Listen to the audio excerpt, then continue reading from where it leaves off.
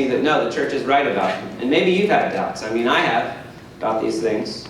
But this is what I've ultimately come to conclude about them. So here we are in New York. Now we think that contraception is probably not the right thing to do. I think we've come to believe in the real presence. We just settled while we were there going to a Lutheran church because it just seemed like the easy way out at that point or something like that. We didn't feel ready to become Catholic. And I finished up my PhD, or I was about to finish up my PhD, and we moved back to Ohio. I had no job. And we were thinking, well, we're just going to restart our lives in Ohio. I'm not sure that this academic thing is going to work out after all. I had no job. I had no job prospects. And we were thinking to ourselves, what are we going to do when we move in with our families with all these views we have? How are we going to go to church? And because it didn't seem like either one of our parents' churches was going to be a long-term solution for us.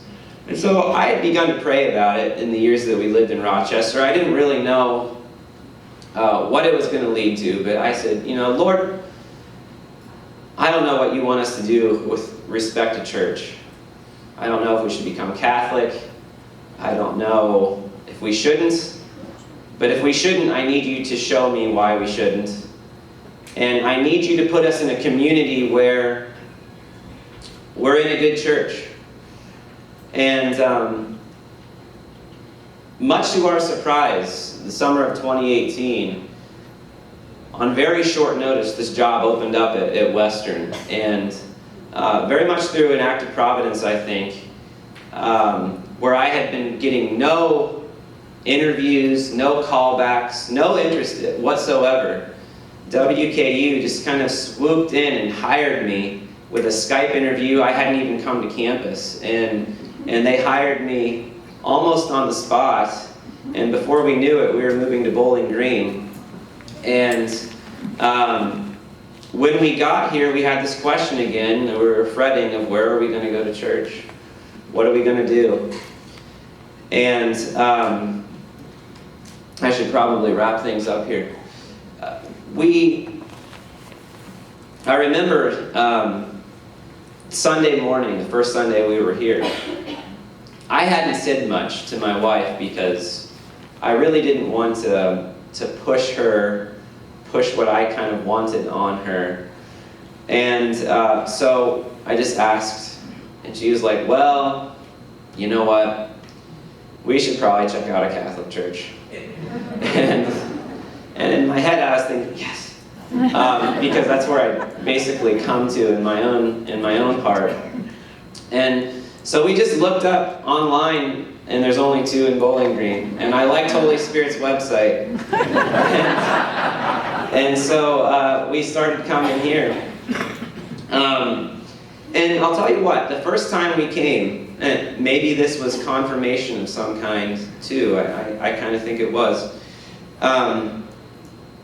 We came that Sunday, and we got there maybe 5 minutes late or something. We had no idea what this church community was like. We'd never been here. Well, you all know how it is on a 9 a.m. Sunday morning. So we showed up at the 9 a.m. and it's packed. We had like no seats available to us. We find some seats and sit down and start observing and trying to participate as best we could. And that Sunday, the scripture reading was John 6. You remember John 6? The bread of life, the bread of life discourse. And I'm sitting there thinking, man, this can't be an accident, And then Father John got to his homily, and he started talking about holiness and sanctification. And again, I'm thinking, my goodness, this seems like some sort of a confirmation. And it was quite amazing.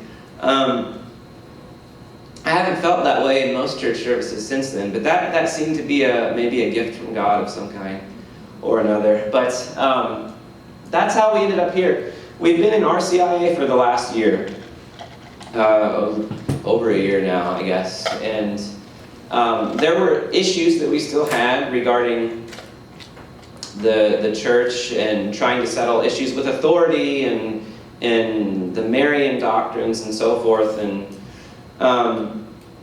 in short, we've come around on them. Maybe that's something people would want to ask about, but those were not easy hurdles for us.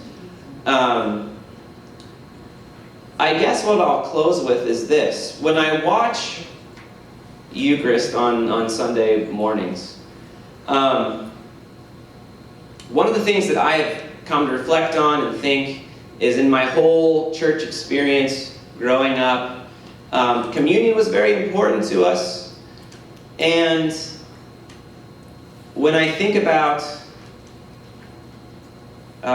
what I experienced taking communion, in short, I didn't really experience anything.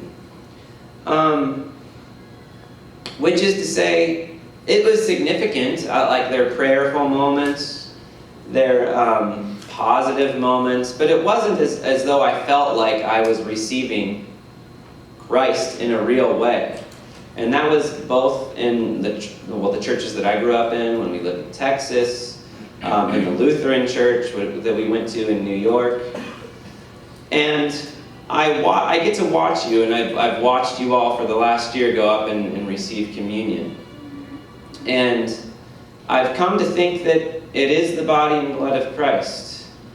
And I watch and I think, what a gift you all have. And I'm excited to receive that gift, because I think it's what I've been longing for all along.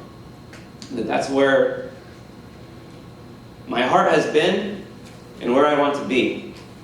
And so I hope you don't take that gift for granted. And I'll close with that.